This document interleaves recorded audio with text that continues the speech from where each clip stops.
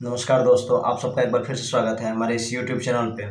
और आप सबको पता है कि मैंने एक इंटरव्यू की सीरीज चला रखी है।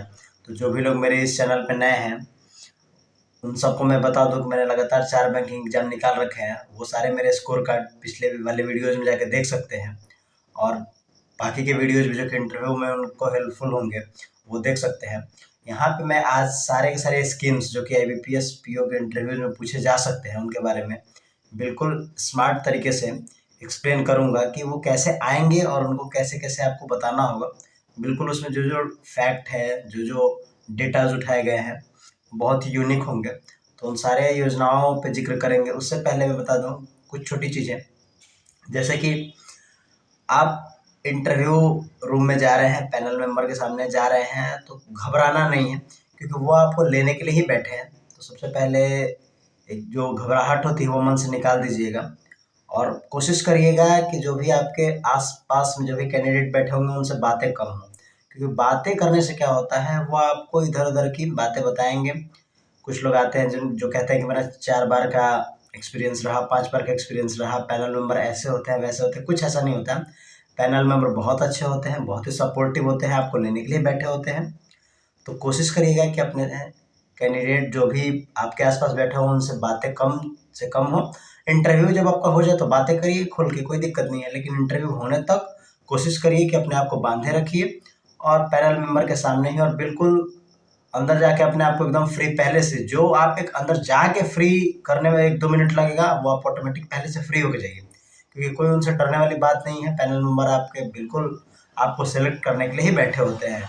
आपको रिजेक्ट करने के लिए नहीं बैठे हैं, वो आपको सिलेक्शन लेना चाहते हैं, ये आपके ऊपर डिपेंड करता है कि आपका परफॉर्मेंस वहाँ पे कैसा रहता है। जो भी चीज़ें पूछें, वो बिल्कुल अच्छे से और ना आए तो सॉरी बोलने में कोई दिक्कत नहीं है क्योंकि सॉरी बोलने पे कहीं कोई मार्क्स नहीं कटता है। तो ये 2-3 बातें थी जो कि बताना था। तो चलिए अपना जो वीडियो है मेन वो शुरू करते हैं। जो भी स्कीम्स हैं जो कि पूछे जा सकते हैं आईबीपीएस पीओ के इंटरव्यू में, उनको हम स्टार्ट करते हैं। तो आपको पता है कि मैं पीपीटी के थ्रू ही बताता हूँ क्योंकि उसमें डेटाज़ आपको लिखे हुए मिलेंगे तो अच्छे से याद भी हो सकता है। तो चलिए स्टार्ट करते हैं पीपीटी के थ्रू। तो हम आ चुके हैं अपने पीपीटी पे और जल्दी से फटाफट ये कुछ स्कीम्स हैं जो कि पूछे जा सकते हैं आईबीपीएस पीओ में क्योंकि बहुत ही फेमस स्कीम्स हैं। तो इनको फटाफट एक बार देख लेते हैं। पीएम स्वनिधि, इसका फुल फॉर्म आप लोगों को लिखा है PM street vendor Atmanirbhar Nidhi scheme. Launching कब हुआ था ये याद रखना है, मेन पूछा जा सकता है 1 जून 2020 को। ऑब्जेक्टिव क्या था, 10,000 रुपये का एक मतलब एक हेल्प करना कैपिटल के रूप में, ताकि जो हॉकर्स है या जो ठेला लगाते हैं या ऐसे ही मतलब जो वेंडर्स हैं जो कि रोड पे कुछ ना कुछ काम करते रहते हैं, उनके लिए ये लाया गया था 10,000 के कैपिटल के साथ। अभी ये फिलहाल में 20,000 कर दिया गया है। मिनिस्ट्री कौन सी इसको कर रही थी हैंडल या करती है, ministry of housing and urban affair. तो ये पहला वाला स्कीम समझ में आ गया, पीएम स्वनिधि स्कीम। बस इससे ज़्यादा कुछ नहीं पूछा जाएगा। एक तो मिनिस्ट्री कौन सी मिनिस्ट्री इसको हैंडल करती है, दूसरा इसका ऑब्जेक्टिव क्या है और तीसरा ये किसको दिया जाता है। चलिए दूसरे वाले स्कीम पे आ चुके हैं, पीएमईजीपी। क्योंकि मैंने पहले बताया था मैं फटाफट एक जल्दी आपको दिखा दूंगा पीपीटी में, ताकि जो जो इम्पोर्टेंट चीज़ है एक स्मार्ट वे में आपको तैयारी करनी है। यहाँ पे आपको कोई ऐसे नहीं लिखना है इन स्कीम्स के ऊपर, इतनी ही चीज़ें पूछी जाएंगी जो उनके नज़र में होंगी। तो PM employment generation programme, ministry कौन सी हैंडल कर रही है इसको, ministry of MSME. Nodal agency कौन है, खादी एंड विलेज इंडस्ट्रीज़। इसको 2008 में लॉन्च किया गया था। नाम से लग रहा होगा कि नरेंद्र मोदी ने हाल फिलहाल में 2014 में आने के बाद किया होगा, लेकिन ये लॉन्च 2008 में ही किया जा चुका था। इसका ऑब्जेक्टिव क्या था, जो रूरल एंड अर्बन एरियाज़ में होते हैं जो खुद से अपना एम्प्लॉयमेंट सेल्फ एम्प्लॉयमेंट करना चाहते हैं, उनके लिए ये जो स्कीम्स थी वो लॉन्च की गई थी। यहाँ पे ऑब्जेक्टिव मैंने लिख रखा है। इसका मैक्सिमम अमाउंट क्या है, अगर कोई सर्विस सेक्टर का है तो उसे 20 लाख और मैन्युफैक्चरिंग सेक्टर के लिए 50 लाख। ये आप याद रख लीजिए। जैसे कि पीएम स्वनिधि वाले में मैंने बता दिया कि 10,000 के साथ स्टार्ट किया गया था, अभी 20,000 है और इसमें ये मैक्सिमम अमाउंट ऑफ लोन है। नेक्स्ट पे आ चुके हैं, नेक्स्ट स्कीम पे आयुष्मान भारत स्कीम 23 सितंबर 2018 को लॉन्च किया गया था। आयुष्मान भारत है होता क्या है, 5 लाख रुपये पर फैमिली। एक फैमिली को 5 लाख रुपए का ये हेल्थ इंश्योरेंस कवर देता है, बेनिफिट कवर रहता है 5 लाख रुपए का। 23 सितंबर 2018 को ये लॉन्च किया गया था।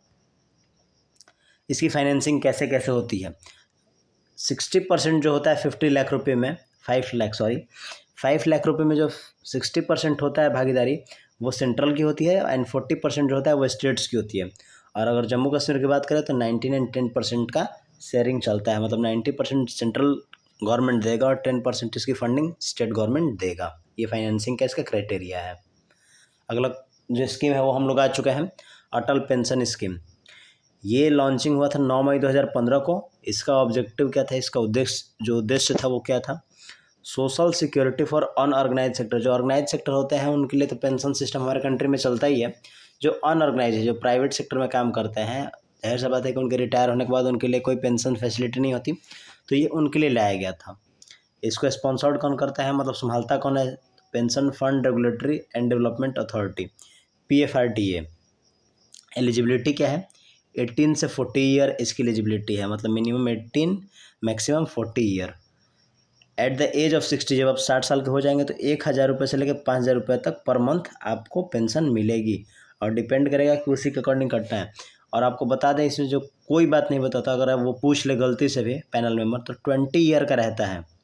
20 ईयर कम से कम आपको इसमें इन्वेस्ट करना ही होगा, तो ही आपका जो पेंशन है वो स्टार्ट होगा। 1,000 रुपये मिनिमम है और मैक्सिमम 5,000 रुपये पर मंथ है। चलिए नेक्स्ट स्कीम पे चलते हैं, उज्ज्वला योजना या उज्ज्वला स्कीम। नोडल एजेंसी कौन है, petroleum and natural gas ministry है। 1 मई 2016 को क्लीन फ्यूल बेटर लाइफ के स्लोगन के साथ इसको लॉन्च किया गया था। इसका ऑब्जेक्टिव क्या था, ऑब्जेक्टिव ये था कि जो भी पुअर जो फैमिलीज़ हैं, खास करके जिनकी मुखिया औरतें हैं, उनको फ्री LPG सिलेंडर दिया जाए, ताकि वो धुएं से, या बोल सकते हैं कि फ्यूल वो क्लीन नहीं रहता था, ना ही इन्वायरमेंट के लिए ना उनके खुद के लिए। तो इसीलिए इसी पर्पज़ के साथ लॉन्च किया गया कि उनको मिल सके। पहले स्टेज में 8 करोड़ कनेक्शन दिए गए। दूसरे स्टेज जो है वो 10 अगस्त 2021 को लॉन्च हुआ महोबा डिस्ट्रिक्ट से, और इसका एम क्या है, 1 करोड़ LPG कनेक्शन दे देना। ठीक है, पहले स्टेज में 8 करोड़ कनेक्शन दिए गए, सेकेंड स्टेज में 1 करोड़ का एम रखा गया था। चलिए नेक्स्ट स्कीम पे चलते हैं, मुद्रा स्कीम। सबसे फेमस और सबसे पॉपुलर स्कीम है, क्योंकि बैंकिंग में आप आ रहे हैं तो सबसे ज़्यादा इसी स्कीम के तहत जो ब्रांचेज है वो पैसा देती हैं, और भी लोन देती हैं, बट ये सबसे ज़्यादा फेमस है क्योंकि इसमें कोई भी कोलेट्रल, कोई भी सिक्योरिटी नहीं रखनी होती है। तो मुद्रा का कभी कभी फुल फॉर्म भी आपसे पूछ दे, सबको लगता है कि मुद्रा का कोई फुल फॉर्म नहीं होता, बट ये गलत है। Micro unit development and refinance agency, ये मुद्रा का फुल फॉर्म है। लॉन्च कब हुआ था, 8 अप्रैल 2015 को। ऑब्जेक्टिव क्या था, 10 लाख तक माइक्रो एंटरप्राइजेज के लिए, मतलब माइक्रो, स्मॉल एंड मीडियम, इसका तो एम ही है कि माइक्रो, स्मॉल एंड मीडियम को दिया जाए। 10 लाख रुपए तक का जो है लोन वो बांटा जाए। इसमें क्या क्या होता है, 3 स्टेजेज होते हैं। शिशु 50,000 तक, 50,000 से 5 लाख किशोर, और तरुण 5 लाख से 10 लाख, ये रुपीज़ की बात हो रही है। तो ये 3 स्टेजेज होते हैं, शिशु, किशोर, तरुण। ऑथराइज जो कैपिटल था इसको 1,000 करोड़ के साथ शुरू किया गया था, और इसका पेडअप कैपिटल 750 करोड़ था। आपके लिए जानने वाली बात यह है कि इसमें कोई भी कोलेट्रल या सिक्योरिटी नहीं रखा जाता। इसका मतलब सिर्फ और सिर्फ ये सिविल, आपका सिविल स्कोर कैसा है, उसके अलावा पैन कार्ड, आधार कार्ड, इन 3 चीज़ों पे, और आपका कैरेक्टर कैसा है, मतलब वो जो बैंकर्स होते हैं वो जाके पता करेंगे कि आपका जो हिस्ट्री रहा है वो ठीक रहा है या नहीं रहा है, बस इसी आधार पे ये लोन मिल जाएगा बिना किसी कोलेट्रल और सिक्योरिटी के। तो मुद्रा के बारे में आपको पता चल गया। चलिए नेक्स्ट पे चलते हैं, PM किसान सम्मान निधि। आप लोगों ने सुना होगा, प्रधानमंत्री किसान सम्मान निधि योजना। ये 24 फरवरी 2019 को लॉन्च किया गया था। किस ऑब्जेक्टिव के साथ, फाइनेंशियल सपोर्ट देने के लिए जो स्मॉल और मार्जिनल फार्मर हैं उनको 6,000 रुपये पर ईयर का एक फाइनेंशियल सपोर्ट देने के लिए। 100% फंडिंग इसमें गवर्नमेंट ऑफ इंडिया की होती है। और एक 24 फरवरी को लॉन्च किया गया था केवल स्मॉल और मार्जिनल के लिए, लेकिन 31 मई 2019 को ये सारे फार्मर के लिए अलाउ कर दिया गया। तो ये PM किसान सम्मान निधि था, इसमें 6,000 रुपीज़ पर ईयर आते हैं, 2-2 हज़ार रुपये के 3 इंस्टॉलमेंट में। अगले स्कीम पे आ चुके हैं, स्वामित्व scheme. Survey of village and mapping with improvise technology in village areas. ये स्वामित्व स्कीम का फुल फॉर्म है। लॉन्च कब हुआ था? 24 अप्रैल 2020 को। इसका ऑब्जेक्टिव क्या है? जो गांव में, खास करके शहरों में तो सबका प्रॉपर्टी, सब ने आके कहीं ना कहीं से अपनी प्रॉपर्टी खरीदी होती है, बट गाँव में वही प्रॉपर्टी कई पीढ़ियों से चली आ रही होती है। तो तीसरी पीढ़ी, चौथी पीढ़ी, जैसे किसी के दादा ने या किसी के परदादा ने कोई उनके नाम पे ज़मीन थी और अब उसको लोन लेना है और बंटवारा नहीं हुआ है, तो बहुत प्रॉब्लम आती थी। तो स्वामित्व प्रॉपर्टी कार्ड यही करेगा कि एक इंडिविजुअल को उसका जो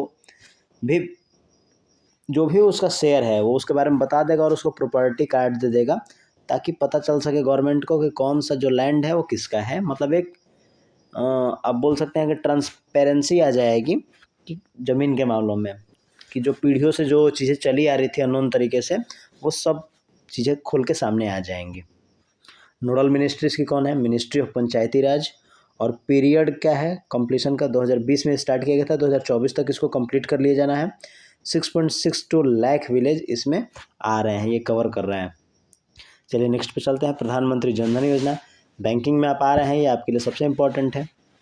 जनधन योजना इसलिए लाया गया था, ये एक नेशनल मिशन है, फाइनेंशियल इंक्लूजन किया गया था। फाइनेंशियल इंक्लूजन का मतलब क्या होता है कि आप किसी भी पर्सन तक 3 चीज़ें पहुंचा पाए, या तो बैंकिंग सर्विस पहुंचा दीजिए, या तो इंश्योरेंस सर्विस पहुंचा दीजिए, और या तो फिर स्टॉक्स, म्यूचुअल फंड, ये फैसिलिटी जो है पहुंचा दीजिए। मतलब किसी भी तरीके से उनको बैंकिंग फील्ड में लेके आइए। इसी को बोलते हैं फाइनेंशियल इंक्लूजन, बहुत ही नॉर्मल लैंग्वेज में, जो कि आपको डेफिनेशन में उल्टा सीधा पढ़ने में आ रहा होगा। बट फाइनेंशियल इंक्लूजन का मतलब ही है कि हर एक पर्सन का जो पहुंच है वो बैंकिंग तक हो सके।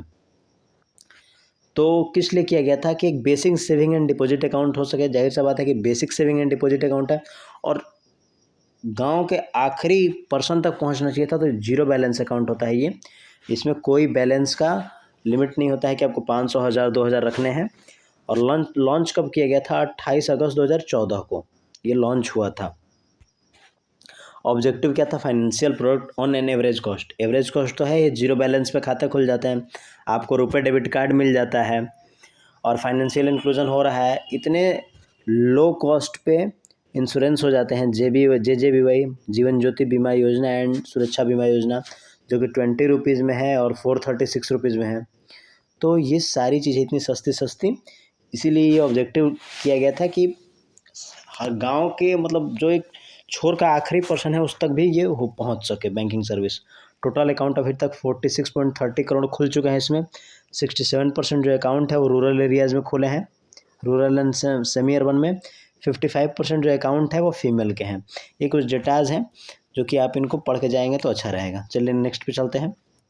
6 पिलर पे काम करता है, जैसा कि पहले बताया। Universal approach to banking facilities, overdraft मिल सकता है, अगर आपका जो अकाउंट है वो सही चल रहा है तो 10,000 रुपये तक का एक तरीके से आपको लोन फैसिलिटी दे सकता है बैंक। पेंशन स्कीम वही Atal pension Yojana unorganise sector के लिए।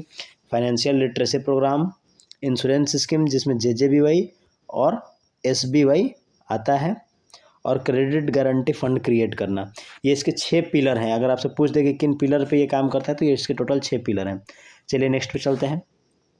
PMFBY स्कीम यानी प्रधानमंत्री फसल बीमा योजना लॉन्च कब हुआ था? 18 फरवरी 2016 को। Nodal ministry agriculture and farmer welfare. Objective क्या था? कि जितने भी किसान हैं, फार्मर्स हैं, उनको एक एवरेज कॉस्ट पे उनको इंश्योरेंस कवर प्रोवाइड करना। अगर उनका क्रॉप का फेलियर्स हो जाता है, उनका जो फसल है वो बर्बाद हो जाता है, तो उसमें उनको एक बहुत ही below on an average cost पे उनको एक इंश्योरेंस प्रोवाइड करना। इसमें क्या क्या दे रखा है हम बता दें। रबी सीजन अगर है, रबी खरीफ जायद, ये आप पढ़ के जाइएगा मे बी, क्योंकि ऐसा नहीं है कि IBPS PO का जो है वो गाँव में पोस्टिंग नहीं होगी, कहीं भी हो सकता है। ब्रांचेज आजकल इसके भी सब जगह हैं। तो प्रीमियम अगर बात करें रबी सीजन की तो 1.5% है इंश्योरेंस में। खरीफ में 2% ऑफ इंश्योरेंस, जितना भी उनका कवर हो रहा है इंश्योरेंस। कैश क्रॉप में शुगर केन आ जाते हैं, कॉटन आ जाते हैं, तो कैश क्रॉप आप याद रखिएगा, ये 5% है इंश्योरेंस प्राइस का। फंडिंग क्या क्या होता है? 50% सेंट्रल और 50% स्टेट गवर्नमेंट इसमें फंडिंग करती है। अगर नॉर्थ ईस्टर्न स्टेट है तो 90% और 10%। ये इसका फंडिंग का फॉर्मूला है। और ये आप लोग रबी सीजन, खरीफ सीजन और जायद, ये तीनों सीजन अच्छे से पढ़ के जाइएगा। तो ये कुछ स्कीम्स थी जिनको मैंने आज कवर करा दिया, और इन स्कीम्स में भी कुछ ना कुछ स्कीम्स के बारे में ज़रूर पूछ लीजिए।